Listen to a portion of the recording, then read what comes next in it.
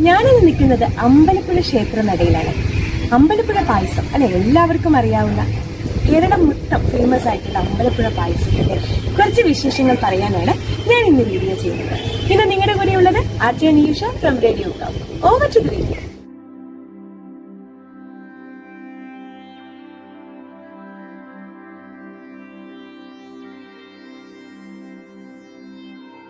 അമ്പലപ്പുഴ അമ്പലത്തിന് മുന്നിൽ നിന്ന് രുചി തേടി ഇപ്പോൾ ഞാൻ എവിടെയാണ് നിൽക്കുന്നത് നിങ്ങൾ ചിന്തിക്കുന്നുണ്ടാവും അല്ലെ. ഞാൻ നിൽക്കുന്നത് വല്യമഠം എന്ന ഒരു അമ്പലത്തിന്റെ മുന്നിലാണ്. വല്യമഠം തറവാട്ടിലെ ശ്രീകുമാർ സാറിനാണ് ഇപ്പോൾ ഉള്ള കോയിമസ്കാരി നമ്മുടെ അമ്പലപ്പുഴ അമ്പലത്തിലെ കാര്യസ്ഥ സ്ഥാനമുള്ളത്. അദ്ദേഹത്തോട് അമ്പലപ്പുഴ പായസത്തിന്റെ രുചിയെ കുറിച്ചുള്ള കുറച്ച് ഐതിഹ്യം ചോദിച്ചറിയാനാണ് ഞാൻ വന്നിരിക്കുന്നത്. ഇതാണ് ശ്രീകുമാർ സാർ. അപ്പം നമുക്ക് സാറിനോട് തന്നെ ചോദിച്ചറിയാം, അമ്പലപ്പുഴ പായസത്തിന്റെ ആ രുചിയുടെ രഹസ്യം എന്താണ്?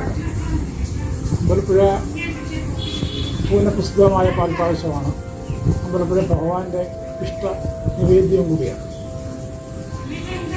എല്ലാ ദിവസവും ഉച്ചപ്പൂജയ്ക്കാണ് അമ്പലപ്പുഴ പാൽപ്പായസം ഭഗവാന് നിവേദിക്കുന്നത്.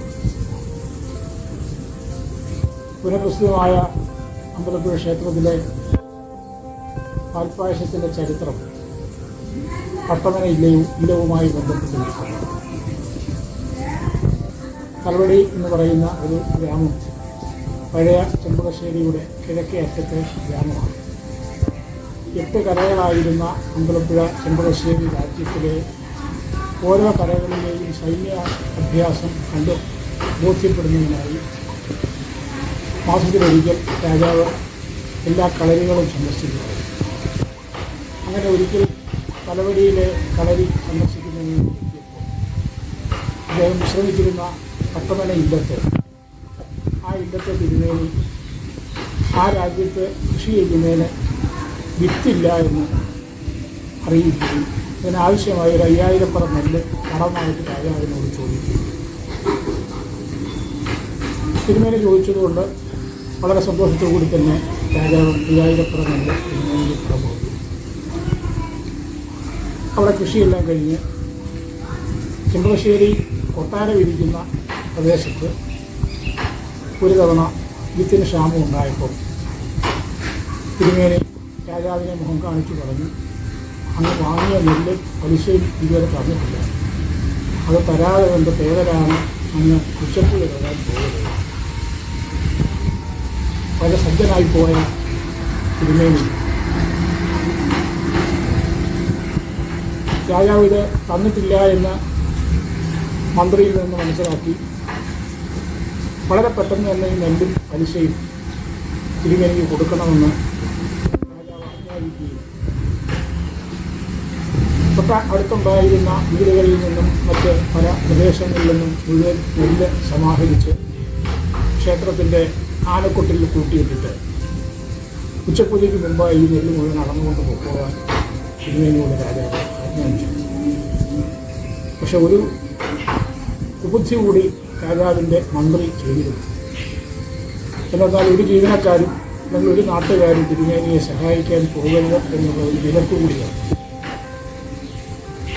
പരിമിതമായ സമയത്തിനുള്ളിൽ നെല്ലളന്നു കൊണ്ടുപോകാൻ പറ്റാതെ വന്ന തിരുമേനി അതിൽ നിന്ന് 3 പിടി നെല്ല് വാരി തിരുനടയിൽ സമർപ്പിച്ച് ഇതിൻ്റെ പലിശ കൊണ്ട് നിത്യവും പാൽപ്പായസം കഴിക്കണം എന്ന് നേർന്ന് ആ നെല്ല് ഉപേക്ഷിച്ച് പോവുകയാണ്.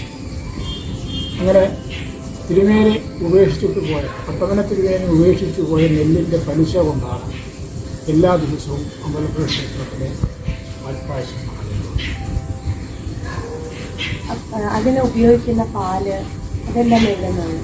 പാല്, പഞ്ചസാര, അരി, ഈ 3 വിഭവങ്ങൾ മാത്രമാണ് പായസം.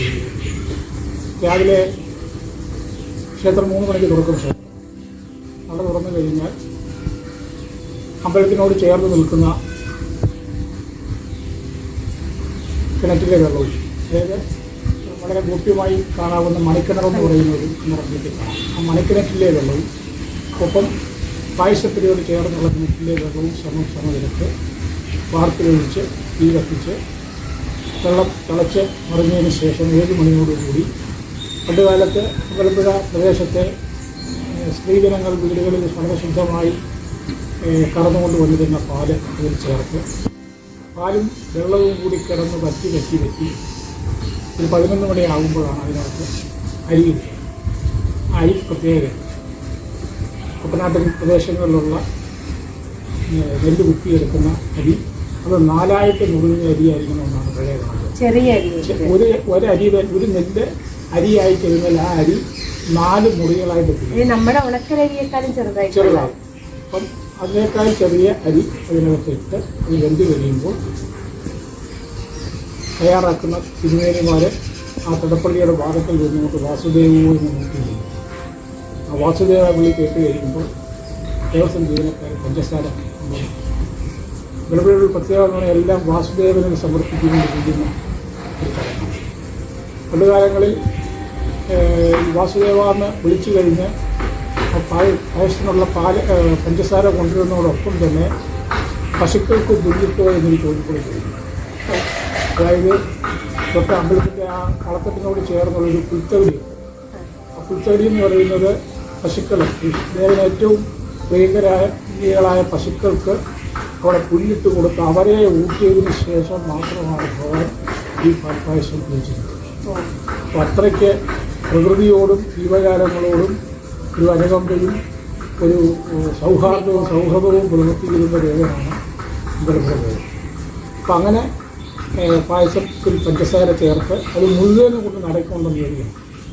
തയ്യാറാക്കിയ പായസം മുഴുവൻ ഇത് എത്ര ലിറ്റർ ഉണ്ടാക്കുന്നുണ്ടോ അത്രയും ലിറ്റർ പായസവും തിരുനടയിൽ കൊണ്ടുവന്ന് മേടിക്കണം എന്നുള്ളതാണ് ഇതിൻ്റെ വ്യവസ്ഥ. അപ്പോൾ പാൽപ്പായസം മാത്രമല്ല ദേവന് വേണ്ടി തയ്യാറാക്കുന്ന ഏത് നൈവേദ്യമാണെങ്കിലും അപ്പമാണെങ്കിലും ഉണ്ണിയപ്പമാണെങ്കിലും ഉട്ടേരുമണിക്കൊക്കെ ആണെങ്കിൽ 10, 60,000, 80,000 അപ്പം ഒരു ദിവസം ഉണ്ടാകും.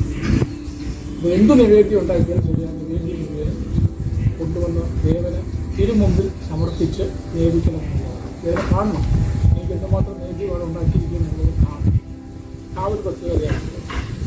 അമ്പലപ്പുഴ പാൽപ്പായസത്തിൻ്റെ മധുരം പോലെ എന്നൊരു ചോദ്യം തന്നെയാണ്. ചേർത്തിരിക്കുന്ന വിഭവങ്ങൾ എടുക്കുന്നതോ കാര്യങ്ങൾ മാത്രമേ ഉള്ളൂ. പാലും പഞ്ചസാരയും പിന്നെ അരിയും മാത്രമാണ്. പക്ഷേ ഇവിടുത്തെ കിണറ്റിലെ വെള്ളത്തിൻ്റെ പ്രത്യേകതയാണോ അതോ ആ പാത്രത്തിൻ്റെ പ്രത്യേകതയാണോ എന്താണോ വേറെ ഈ വെക്കുന്ന ആൾക്കാരെ കൊണ്ട് തന്നെ കൊണ്ടുപോയി വേറെ ഒരിടത്ത് പായസം വെച്ചാലും ഈ രുചിയും ഈ ഗുണവും ഈ മഹിമയും കിട്ടും. ചെമ്പകപ്പൂവിൻ്റെ നിറമാണ് അമ്പലപ്പുഴ പാൽപ്പായസം. ഇത് തന്നെ വരുമ്പോഴത്തേക്ക് ഒരു ചുവന്ന നിറത്തിൻ്റെ ചെമ്പകപ്പൂവിൻ്റെ നിറത്തോടു കൂടിയ പാൽപ്പായസമാണ്. അതെത്ര കുടിച്ചാലും ശരി, എത്ര അസുഖമുള്ളവർ നൈവേദ്യമുള്ളവർക്ക് പോലും ഒരു ഔഷധമായ രീതിയിൽ ഇത് കഴിക്കാൻ പറ്റും. ഈ പാലും വെള്ളവും കൂടി കിടന്ന് തിളച്ച് വറ്റി വരുന്നത് കാരണം ഇതിന് ഗോപാല കഷായം എന്നൊരു പേര് കിട്ടിയത്. ഒരു ഔഷധ മൂല്യം ഉണ്ട് എന്നുള്ള വിശ്വാസം കൂടി ആളുകൾക്കുണ്ട്. അത്ര മഹത്വമുള്ള ഈ പാൽപ്പായസം മത്താന്തവർമ്മ രാജ്യം ഭരിച്ചുകൊണ്ടിരുന്ന കാലത്ത് തിരുവനന്തപുരത്ത് വെക്കാനൊക്കെ ശ്രമം നടത്തി. പക്ഷെ അതെല്ലാം പരാജയപ്പെട്ടു പോലും. കാരണം ഇവിടെ ഉണ്ടാക്കുന്ന പോലെ ഒരു സ്വാദിഷ്ടമായ രീതിയിൽ തയ്യാറാക്കാൻ നിർദ്ദേശിക്കുന്ന മന്ത്രിമാരെ എല്ലാം കൊണ്ടുപോയാണ് തയ്യാറാക്കിയത്.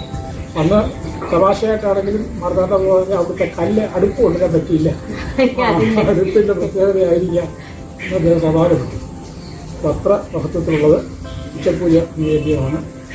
ഭഗവാന് മറ്റ് വഴിപാടായിട്ട് നടത്തുന്ന പായസം എന്ന് പറയുന്നത് പന്തീരടി പായസം. രാവിലെ പന്തീരടിക്ക് നടക്കുന്ന പാൽപ്പായസമാണ് ഭക്തജനങ്ങളുടെ വഴിപാടായി ഭഗവാൻ സമർപ്പിക്കുന്നത്.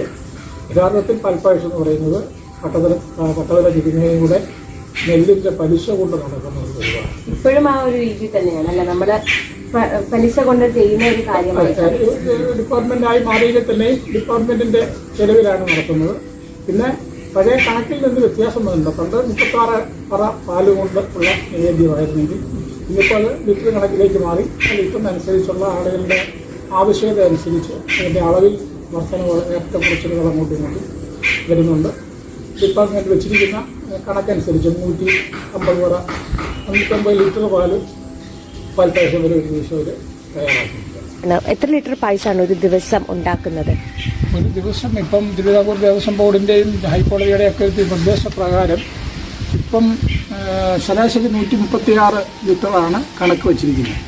അതിന് ചെറിയ വ്യത്യാസങ്ങൾ വരും. കാരണം പിന്നെ ഓർഡറുകൾ കൂടുതൽ വരുവാണെങ്കിൽ ഇപ്പോൾ ചില വിശേഷ ദിവസങ്ങളിലൊക്കെ കൂടുതൽ ആൾക്കാർ ആവശ്യക്കാർ വരുവാണെന്നുണ്ടെങ്കിൽ അത് 150, 160 ലിറ്റർ പാൽ വരെ പാൽപ്പായസം വരെ ഉണ്ടാക്കുന്നുണ്ട്.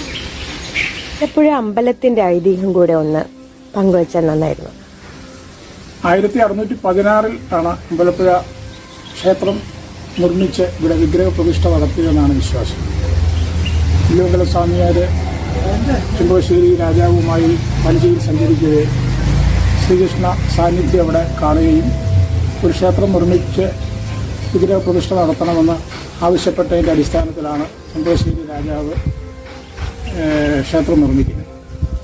അങ്ങനെ ക്ഷേത്ര നിർമ്മാണം പൂർത്തിയായി അവിടെ വിഗ്രഹ പ്രതിഷ്ഠയുമായി ബന്ധപ്പെട്ട് വിഗ്രഹം എല്ലാം കൊത്തി ഇതിൻ്റെ പ്രതിഷ്ഠാ ചടങ്ങുകൾ തുടങ്ങിയതിന് ശേഷം കുടമാളൂരിൽ നിന്ന് കൊണ്ടുവന്നിരുന്ന തന്ത്രി കടിയപ്പൽ തന്ത്രി അതിൻ്റെ എല്ലാ ചടങ്ങുകളും ആരംഭിച്ച് പ്രതിഷ്ഠയ്ക്കുള്ള ചടങ്ങുകളിലേക്ക് എത്തിയപ്പോഴാണ് അന്ന് അമ്പലപ്പുഴയിൽ ഉണ്ടായിരുന്ന പ്രശസ്തമായ മാന്ത്രിക വിദ്യ ഉണ്ടായിരുന്ന ചെമ്പകശ്ശേരി രാജ്യത്തെ പുതുമന തന്ത്രിമാർ ഈ വിഗ്രഹം പ്രതിഷ്ഠായോഗ്യമല്ലെന്ന് പറയുകയും അത് തെളിയിക്കുവാണെങ്കിൽ തന്ത്രത്തിൻ്റെ പ്രതി തരാമെന്ന് തന്ത്രിമാർ തമ്മിൽ തർക്കമുണ്ടായി. അത് തെളിയിച്ചതിന് ശേഷം മുഹൂർത്ത സമയത്ത് പുതിയ ഒരു വിഗ്രഹം തേടിയെടുക്കുവാൻ പറ്റാതെ വന്നപ്പോൾ പല നാടുകളിലും പോയി അമ്പലത്തിലേക്ക് പറ്റിയ ഒരു വിഗ്രഹം കൊണ്ടുവരാൻ വേണ്ടി ശ്രമം നടത്തി. തിരുവമ്പൂണ്ടിൽ ഒരു ഗോശാലകൃഷ്ണൻ്റെ വിഗ്രഹം ഉണ്ടെന്നറിഞ്ഞ് അവിടെ ചെന്ന് ആ വിഗ്രഹം കരസ്ഥമാക്കാൻ നോക്കിയപ്പോൾ ആ തിരുമേനി ആ വിഗ്രഹവുമായി കുളത്തിൽ ചാടി ആ വിഗ്രഹം നഷ്ടപ്പെട്ടു. പിന്നീടാണ് കുറിച്ചി കരിങ്കുളം ക്ഷേത്രത്തിൽ ഇവിടത്തേക്ക് യോഗ്യമായൊരു വിഗ്രഹം ഉണ്ടെന്ന് അറിഞ്ഞുകൊണ്ട് കുറിച്ചിയിൽ നിന്ന് ആ വിഗ്രഹത്തിൻ്റെ ഉടമസ്ഥരെ പോയി കണ്ട് സ്വാധീനിച്ച് ആ ഉടമസ്ഥരുമായി ഒന്നിച്ച് ആ വിഗ്രഹത്തോടൊപ്പം അമ്പലപ്പുഴയിലെത്തുകയും ചമ്പക്കുളം വഴിയാണ് ആ വിഗ്രഹം അമ്പലപ്പുഴയിൽ എത്തിച്ചത്. അങ്ങനെ ആ വിഗ്രഹമാണ് അമ്പലപ്പുഴയിൽ ഇപ്പോൾ പ്രതിഷ്ഠിച്ചിരിക്കുന്നത്. യഥാർത്ഥത്തിൽ ഗോശാലകൃഷ്ണന് വേണ്ടി നിർമ്മിച്ച ക്ഷേത്രമാണ് ഇതെങ്കിൽ തന്നെയും ഇവിടുത്തെ പ്രതിഷ്ഠാ വിഗ്രഹം പാർത്ഥസാരഥിയുടേതാണ്. വലതുകൈയിൽ ചമ്മട്ടിയും ഇടതുകൈയിൽ പാഞ്ചജന്യവുമായി നിൽക്കുന്ന ഏതാണ്ട് 3 അടി പൊക്കം ഉള്ള കൃഷ്ണശിലയിൽ നിർമ്മിച്ചിരിക്കുന്ന പാർത്ഥസാരഥി വിഗ്രഹമാണ് അമ്പലപ്പുഴയിൽ പ്രതിഷ്ഠിച്ചിരിക്കുന്നത്. കുറിച്ചിയിൽ നിന്ന് പാർത്ഥസാരഥി വിഗ്രഹം കൊണ്ടുവന്ന കുടുംബക്കാരെ അമ്പലപ്പുഴ ക്ഷേത്രത്തിലെ കോഴിമ സ്ഥാനം നൽകി ക്ഷേത്രത്തിലെ ചടങ്ങുകൾക്ക് നേതൃത്വം നൽകുന്നതിന് രാജാവ് തന്നെ ചുമതലപ്പെടുത്തി. കോഴിമ എന്ന് പറഞ്ഞാൽ അധികാരി എന്നാണ് അർത്ഥം. ആ അധികാരിയുടെ ചുമതലയിലായിരിക്കണം ക്ഷേത്ര ചടങ്ങുകളെല്ലാം നടക്കേണ്ടത് എന്നുള്ളത് കൊണ്ട് തന്നെ പ്രത്യേകമായ ചില അധികാര അവകാശങ്ങളും ക്ഷേത്രത്തിൽ നടക്കേണ്ടതായ ചാർത്തുകളും പ്രമാണങ്ങളും സൂക്ഷിക്കേണ്ട ഉത്തരവാദിത്വവും ചുമതലയും കോഴിമസ്ഥാനിയിൽ നിക്ഷിപ്തവുമാണ്. പാർത്ഥസാരഥി വിഗ്രഹത്തോടൊപ്പം ഉണ്ടായിരുന്ന ഉപദേവതകമാരെ അവിടെ നിന്ന് കൊണ്ടുവന്ന് കോഴിമസ്ഥാനിക്ക് വേണ്ടി നിർമ്മിച്ച് നൽകിയ വല്യമഠം കുടുംബത്തിൽ തന്നെയാണ് ഇന്നും പ്രതിഷ്ഠിച്ചിട്ടുള്ളത്. ഭദ്രകാളി, ശാസ്താവ്, കാലഭൈരവൻ, വീരഭദ്രൻ, യക്ഷി, ഗന്ധർവൻ തുടങ്ങിയ ദേവതകളും സർപ്പദേവതകളെയും ആരാധിക്കുന്ന വല്യമഠം കുടുംബത്തിൽ എല്ലാ വർഷവും ഭദ്രകാളിക്ക് വേണ്ടി, ഗന്ധർവന് വേണ്ടിയും യക്ഷിക്ക് വേണ്ടിയും കളമെഴുത്തും പാട്ടും നടക്കുന്നുമുണ്ട്. കേരളത്തിൽ 5 കളങ്ങൾ ഒന്നിച്ച് ഒരേ സ്ഥലത്ത് വരയ്ക്കുന്ന അപൂർവമായ ഒരു പ്രത്യേകത വല്യമഠം കുടുംബത്തിനുണ്ട്. ഭദ്രകാളിയുടെയും ശാസ്താവിൻ്റെയും അതുപോലെ തന്നെ ഗന്ധർവൻ്റെയും യക്ഷിയുടെയും കൂടാതെ പനയക്ഷിയുടെ ഒരു കളം കൂടി ഇവിടെ വരയ്ക്കുന്നുണ്ട്. പനയിൽ ചാരി നിന്ന് സൗന്ദര്യം കാണുന്ന ഒരു യക്ഷിയുടെ രൂപം, വളരെ സുന്ദരിയായ ഒരു യക്ഷിയുടെ രൂപമാണ് പനയക്ഷി സങ്കല്പത്തിൽ വരയ്ക്കുന്നത്. അങ്ങനെ 5 കളങ്ങൾ ഒരേ സ്ഥലത്ത് വരയ്ക്കുന്ന ഒരു പ്രത്യേകത വല്യമഠത്തിലുണ്ട്. അമ്പലപ്പുഴ ഭഗവാന്റെ കൂടെ ഉണ്ടായിരുന്ന ഉപദേവതകളാണ് ഇവിടെ പ്രവേശിച്ചിരിക്കുന്നത്. അമ്പലപ്പുഴ പാൽപ്പായസത്തിൻ്റെയും അമ്പലത്തിൻ്റെയും എല്ലാ ഐതിഹ്യം കേട്ടതിന് ശേഷം ഇനി ഞാൻ നിങ്ങളെ കൊണ്ടുപോകുന്നത് അമ്പലത്തിൻ്റെ കുറച്ച് കാഴ്ചകൾ കാണിക്കാനാണ്.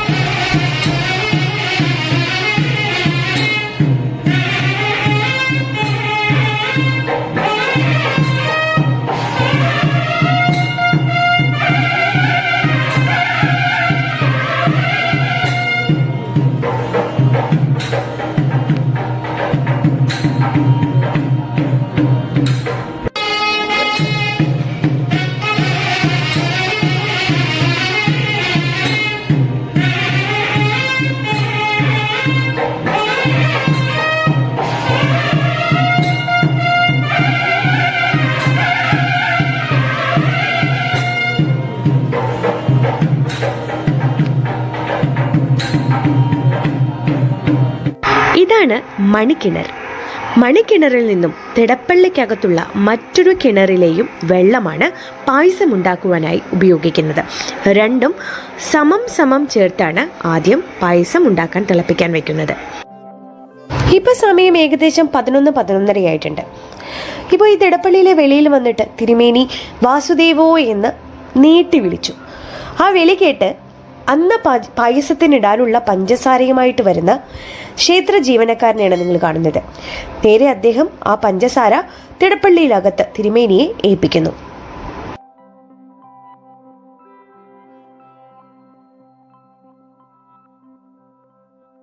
നേദിക്കുവാനുള്ള പായസം ശംഖനാദത്തിന്റെ അകമ്പടിയോടുകൂടി ഊട്ടുപെരയിൽ നിന്ന് കൃഷ്ണന്റെ മുന്നിലേക്ക് കൊണ്ടുപോകുന്ന കാഴ്ചയാണിത്. അങ്ങനെ കൃഷ്ണനെ നേദിച്ച പായസം നേദ്യമെല്ലാം കഴിഞ്ഞ ക്ഷേത്ര ജീവനക്കാർ പാക്കിങ്ങിനായിട്ടുള്ള സ്ഥലത്തേക്ക് എത്തിക്കുകയാണ്. അതിനുശേഷം ശിവേലിയാണ്, ഉച്ചശിവേലി.